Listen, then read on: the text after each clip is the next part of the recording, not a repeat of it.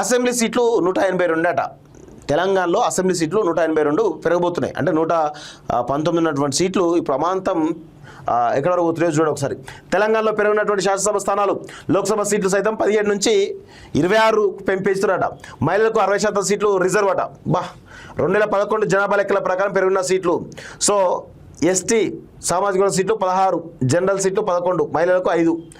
SC 28, మొత్తం సీట్లు 28 అట. 19 జనరల్, 9 మహిళలకు. జనరల్ సీట్లు 138, 192 జనరల్ సీట్లకు, మహిళలకు 46. మొత్తం 182 సీట్లలో 122 జనరల్ కట, అదేవిధంగా 60 మహిళల కట. సో మొత్తానికి 182 సీట్లు తెలంగాణలో పెరగబోతున్నది అంచనా.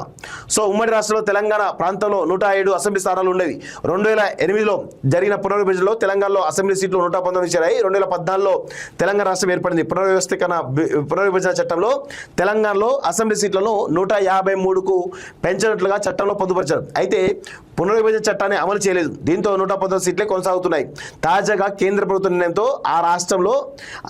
ఈ రాష్ట్రంలో అసెంబ్లీ సీట్లు 182కు పెరగనున్నాయి. సో డీలిమిటేషన్ ప్రక్రియతో రాష్ట్రంలో భారీగా అసెంబ్లీ మరియు పార్లమెంటు స్థానాలు పెరగబోతున్నాయి. సో ఈ నియోజకవర్గాల పునర్విభజన, సీట్ల సంఖ్య పెంపు, మహిళల చట్టసభలో 3వ వంతు సీట్ల రిజర్వేషన్తో రాష్ట్ర రాజకీయాల్లో భారీ మార్పులు చోటు చేసుకున్నాయి. అదే సమయంలో సీట్ల రిజర్వేషన్లు, భౌగోళిక సరిహద్దుల్లో మార్పులు జరగనున్నాయి. 2011 జనాభా లెక్కల ప్రాతిపదికన ఎస్సీ ఎస్టీ రిజర్వేషన్లు, మహిళా సీట్లను ఖరారు చేయనున్నాయి. రాష్ట్రంలో ప్రస్తుతం ఉన్నటువంటి 17 లోక్సభ స్థానాలు 26కు పెరగనున్నాయి.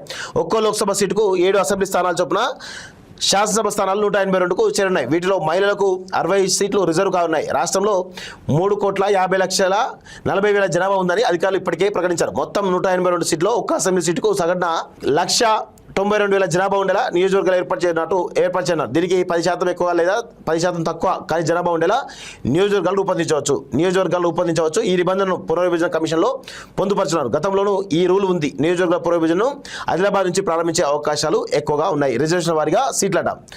సో రాష్ట్రంలో పెరిగే అసెంబ్లీ స్థానాలతో కలుపుకొని ఎస్సీలకు 28 సీట్లు, ఎస్టీలకు 16 అసెంబ్లీ సీట్లు రిజర్వ్ కాన్నాయి. 2011 జనాభా లెక్కల ప్రకారం రాష్ట్రంలో 3.5 కోట్ల జనాభా ఉండగా 1,76,00,000, మహిళలు 1,73,00,000 ఉన్నారు.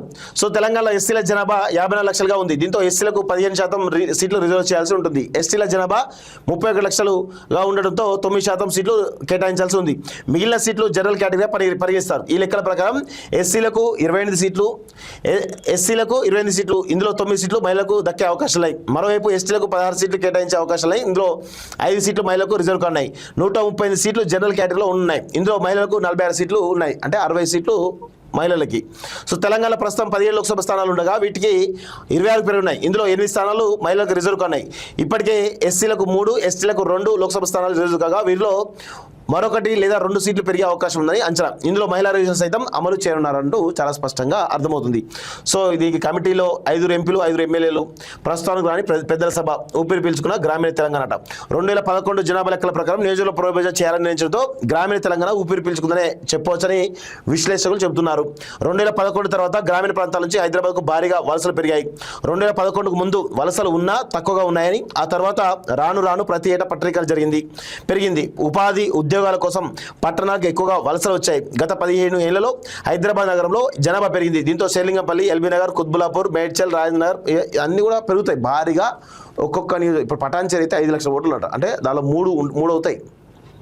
అంటే ఇంకా పెరిగే అవకాశాలు అయితే చాలా స్పష్టంగా కనబడతా ఉన్నాయి. సో ఇది పరిస్థితి మిత్రులారా.